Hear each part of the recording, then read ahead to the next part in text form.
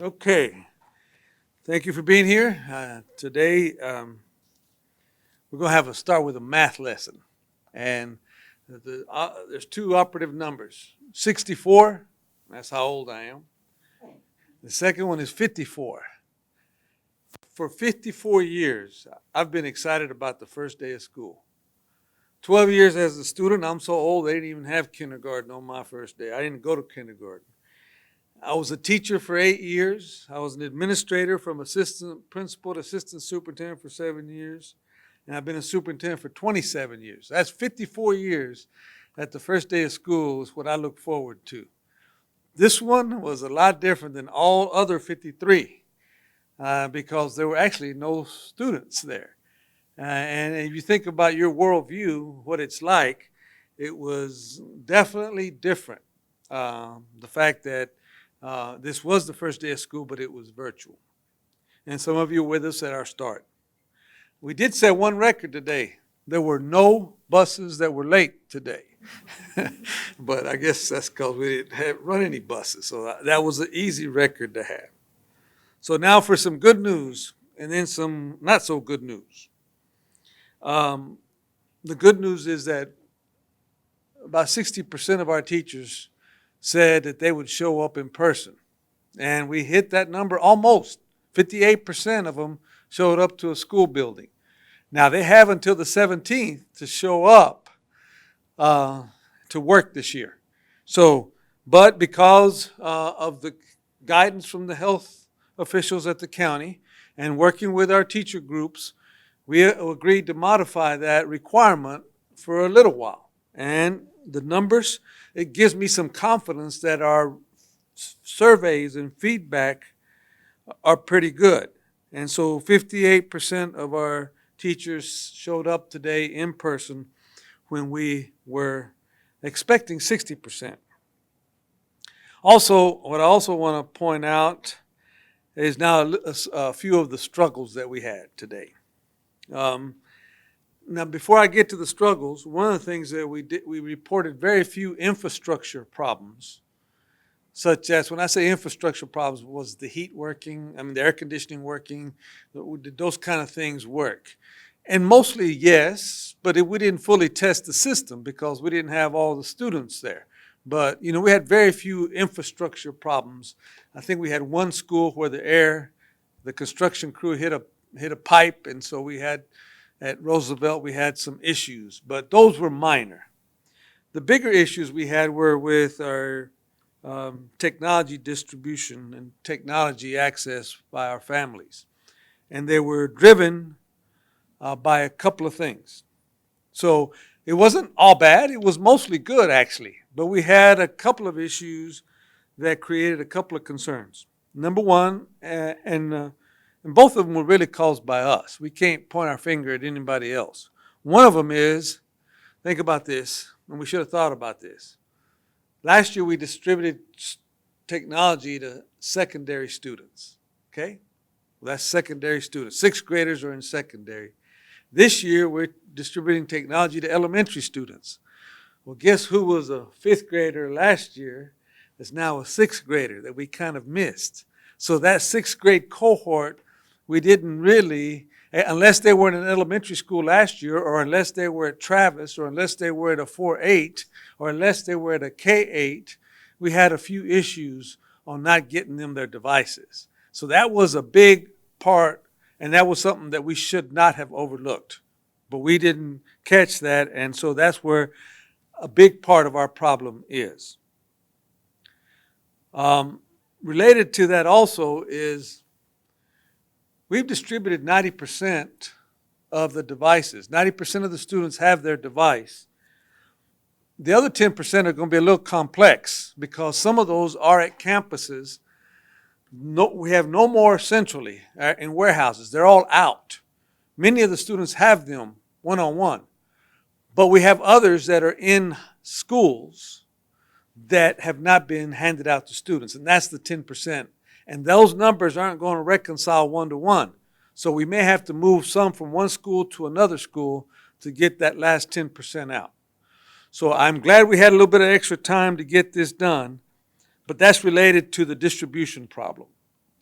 We had the second major problem was our password issue. And we don't apologize for changing all the student passwords. As you know, some of you have reported that Fort Worth and Miami and Las Vegas had cybersecurity problems. And in fact, in Miami, it was the culprit was one of their students. So we're required to have some security in our passwords. And so we did change the passwords. The mistake we made was pushing out the how to change the password too late. And so therefore we had a flood of phone calls. We said, call us if you have a problem with your password. And guess what? They did. And they brought down the system.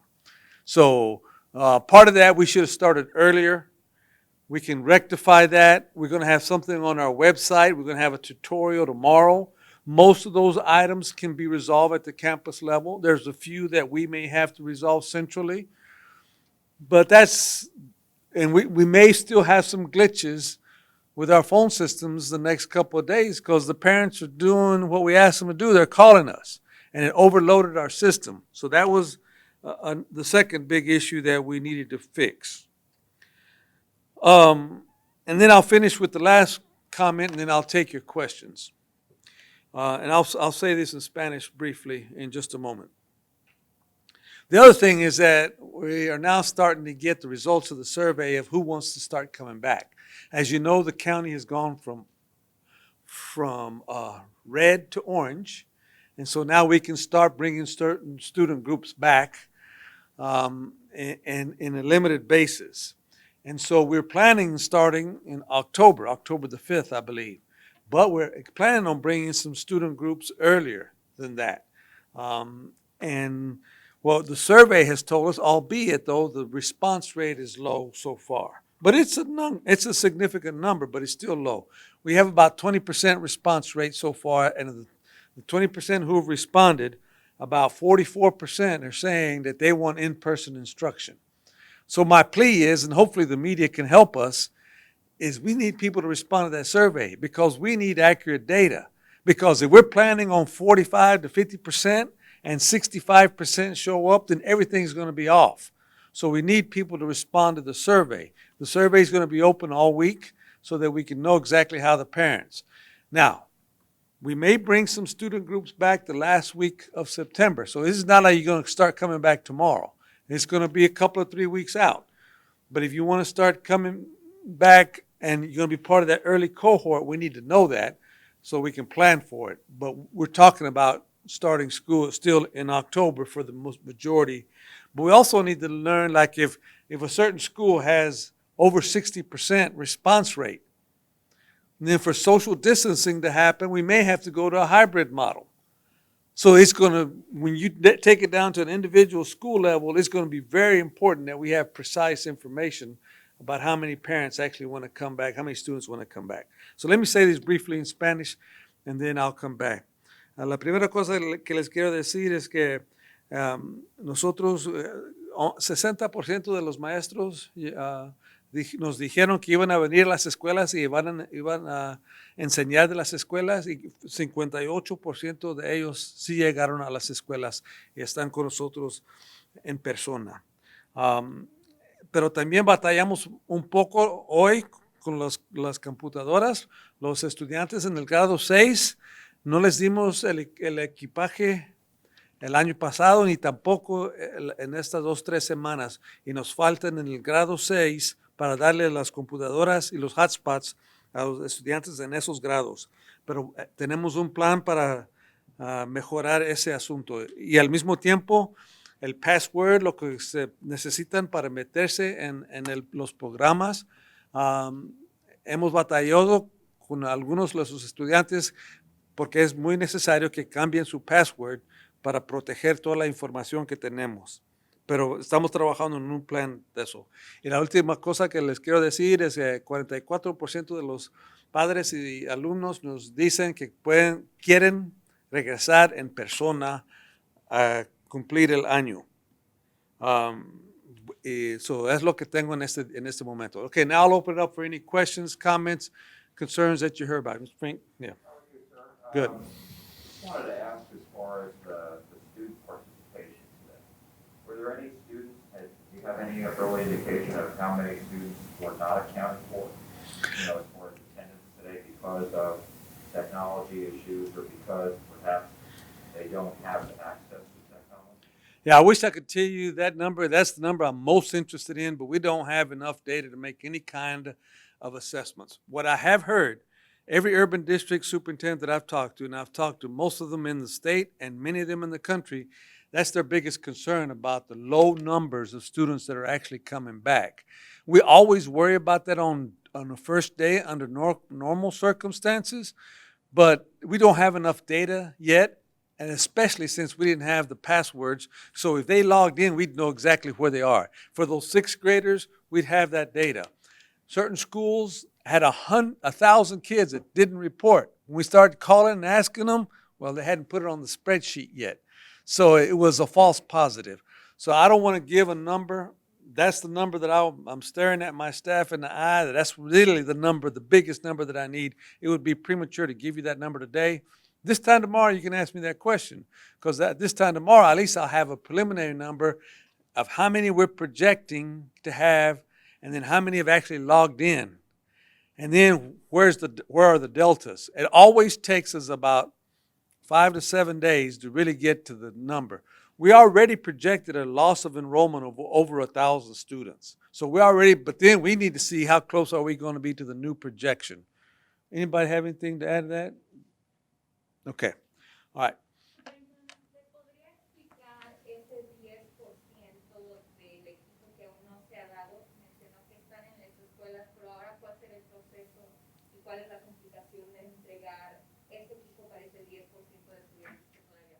Sí. En este momento ya no tenemos computadoras ni hotspots aquí central. Todos están en las casas de los estudiantes o 10% están en las escuelas, en cajas, pero quizás tengamos que mover algunos de una escuela a otra. Y los estudiantes que no tienen equipaje nos tienen que decir, pero en estos cuantos días tenemos que mover las computadoras de una escuela a otra escuela para que esos estudiantes que no tienen las computadoras los tengan en estos días. Other questions? Yes. Well, we typically have about 10,000 in a cohort, but this is less than that because remember we have a lot of our fifth graders, a lot of our sixth graders are at Travis. A lot of our sixth graders are at a K-8 school. A lot of our sixth graders are at a 4-8 school. So I would say it's probably 75%. So it's probably several thousand, probably 6,000 to 7,000 students that we did not even connect with, that we have to scramble to connect with now. Superintendent, notice there's the expectation of some possible glitches over the next coming days, whether it be through technology or phone. What's your best advice to the families who may be dealing with those? Yeah, the best advice is to hang with us. Please communicate with your teacher. If you know who your teachers are. Bottom line is, if you even we were told today that you can actually go to your campus if you don't have your device yet. It's much better if you communicate with someone. If you're frustrated because the phones are down, just go up to the school. We have people that can help you there. They can help you log into your password or tell you when your device is going to come. But we need people to stay connected, and we need people to go because we're actually one of the last districts to start even virtual education, and we're already behind, and we don't want to get further behind. So we do apologize for the few glitches that we have, but we need people to stay engaged. And as a follow-up, knowing that you and your team have been working so hard on this launch of virtual instruction over the past few months, what should we take away after seeing it roll out today? Yeah, I'm encouraged in many ways, and I'm in fact the fact that we're also hearing from parents, and we're actually going to be distributing 1,000 hotspots a day for the next few days. I mean, we know who needs help, and we're going to be getting it to them. I'm actually relieved that we actually started late, and that because with all the massive amount of students that we had to get to, we had a little bit more time to get things ready. I would say that we did okay today, but I am disappointed that we didn't do better, especially a couple of things that were unforced errors that we messed up on that we probably should not have missed. So I'm disappointed in that part of it. Can you just explain very briefly about technology as far as like